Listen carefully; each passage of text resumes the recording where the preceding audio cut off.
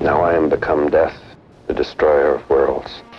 The world will note that the first atomic bomb was dropped on Hiroshima, a military base. On August 7th, 1945, the day after Hiroshima was destroyed, Dr. Yoshio Nishina, a leading Japanese physicist and other atomic scientists, arrived in Hiroshima to examine the damage. They confirmed that the city had been destroyed by an atomic bomb and reported back to the cabinet in Tokyo. Despite this, the cabinet decided to continue the war, a decision intercepted by American magic code breakers. Meanwhile, President Truman returned from the Potsdam Conference and spoke about the atomic bombing of Hiroshima, describing it as a military base. He later declared, "We shall continue to use it until we completely destroy Japan's power to make war." With no sign of Japan surrendering, the decision was made to attack another city. On August 9, 1945, at 3:47 a.m., the B-29 superfortress Boxcar, commanded by Major Charles Sweeney, took off from Tinian Island with the Fat Man plutonium bomb on board. The mission plan was almost identical to that of Hiroshima, with 2 B-29s, including the Enola Gay, flying an hour ahead as weather scouts. Boxcar was accompanied by 2 observation aircraft, the Great Artiste and Big Stink. The primary target was Kokura, known for its arsenal and military equipment production, with Nagasaki as the secondary target. Sweeney took off with the bomb already armed, but with the electrical safety plugs still engaged. During the pre-flight inspection, the flight engineer told Sweeney that the aircraft had a malfunctioning fuel pump.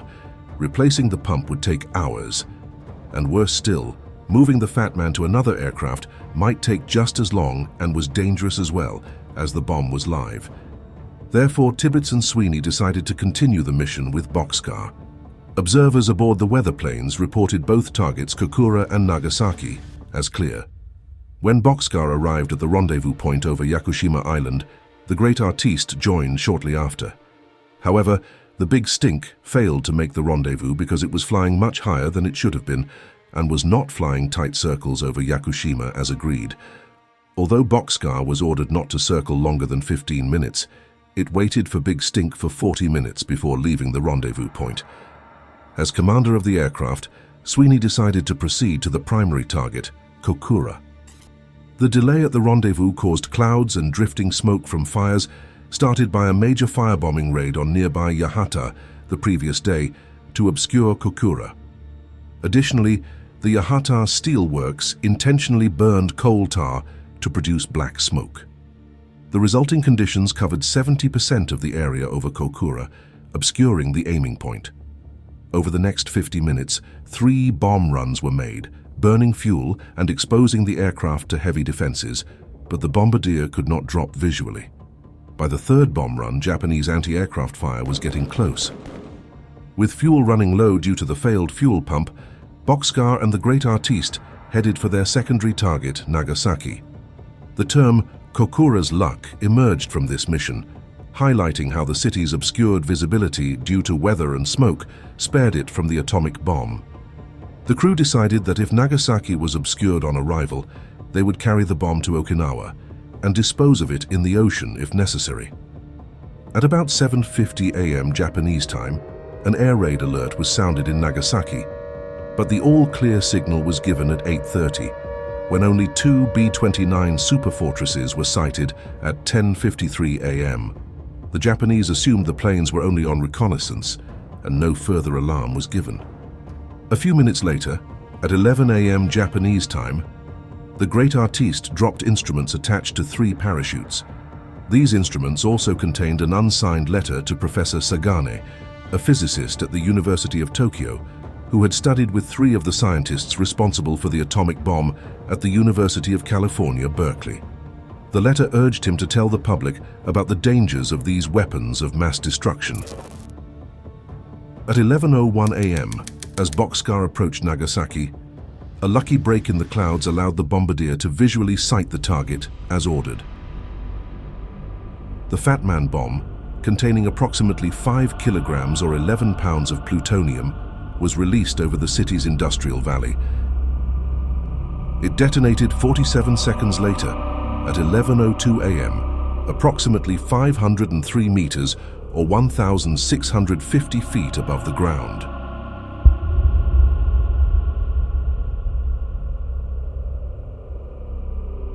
The explosion occurred almost directly over a tennis court, halfway between two significant industrial targets: the Mitsubishi Steel and Arms Works in the south and the Nagasaki Arsenal in the north. This location was nearly 3 kilometers or 1.9 miles northwest of the planned hypocenter. The blast released energy equivalent to 21 kilotons of TNT. Due to the geographical layout of Nagasaki, with the Urakami Valley acting as a natural barrier, a major portion of the city was shielded from the full force of the explosion by the surrounding hills. Nonetheless, the devastation within the blast radius was immense. The initial fireball created by the explosion reached temperatures of several million degrees Celsius, instantly incinerating everything within a 1-mile radius. The resulting shockwave and intense heat caused widespread fires and destruction, leveling buildings and infrastructure. The blast also produced lethal radiation, contributing to both immediate and long-term casualties. Boxcar and its support aircraft, the Great Artiste, quickly left the area after the bomb release. Meanwhile, Big Stink, which had been separated earlier, spotted the explosion from a distance of 160 kilometers or 100 miles away and flew over to observe the aftermath. The immediate death toll was estimated to be between 40,000 and 75,000 people, with tens of thousands more succumbing to injuries and radiation effects in the following months and years. After the Hiroshima bombing, it is estimated that as many as 200 people sought refuge in Nagasaki, only to endure another atomic explosion. These individuals were known as double survivors. 9 of them claimed to be in the blast zone in both cities. Tsutomu Yamaguchi was the first officially recognized survivor of both bombings. He was confirmed to be 3 kilometers or 1.9 miles from ground zero in Hiroshima on a business trip when the bomb detonated. He was seriously burnt on his left side and spent the night in Hiroshima. He arrived in his home city of Nagasaki on August 8th, the day before the bombing, and was exposed to residual radiation while searching for his relatives. Yamaguchi died in 2010 of stomach cancer.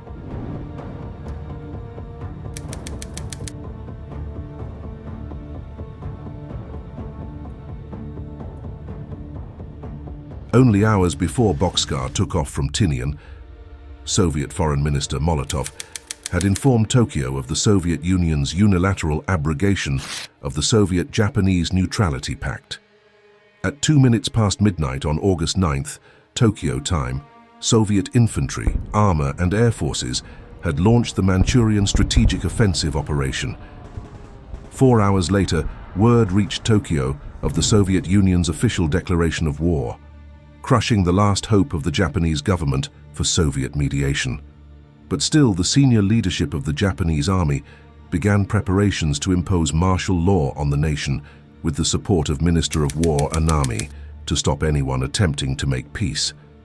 This was only hours before Boxcar would release the Fat Man bomb.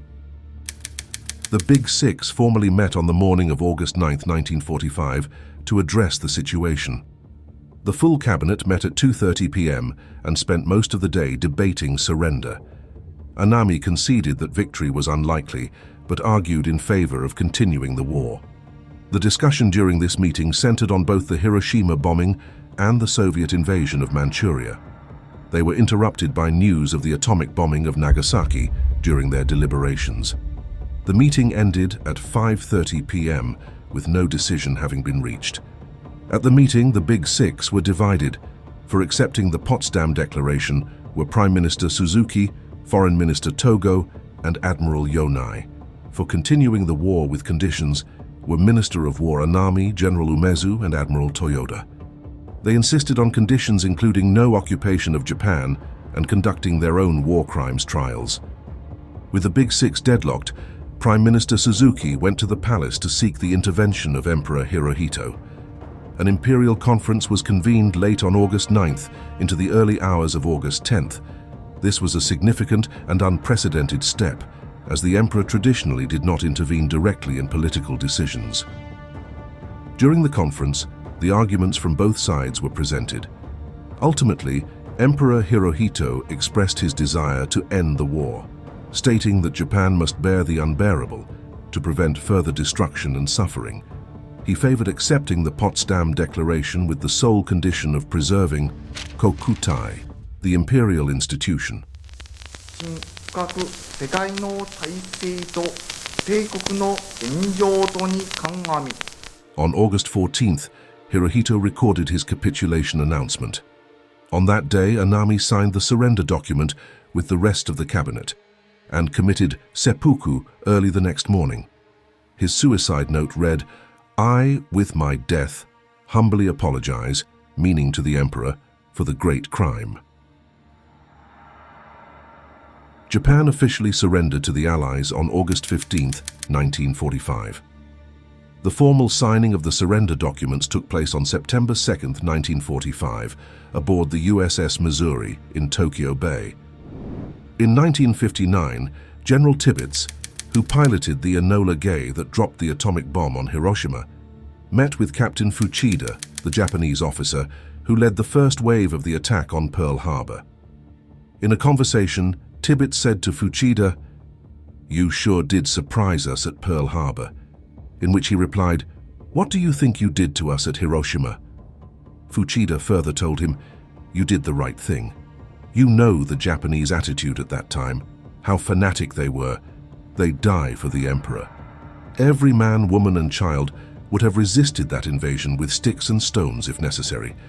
Can you imagine what a slaughter it would be to invade Japan? It would have been terrible. The Japanese people know more about that than the American public will ever know." Hiro Onoda, a Japanese soldier, is renowned for his incredible story of loyalty and survival, having refused to surrender for nearly 30 years after World War II ended. Onoda was an intelligence officer in the Imperial Japanese Army, stationed on Lubang Island in the Philippines. When the war ended in August 1945, Onoda and his small group of soldiers were unaware or refused to believe it. They initially encountered a leaflet in October 1945 announcing Japan's surrender, but they dismissed it as Allied propaganda. The turning point came only in 1974, when the Japanese government located Onoda's former commanding officer, Major Taniguchi, who traveled to Lubang to formally relieve Onoda of his duties.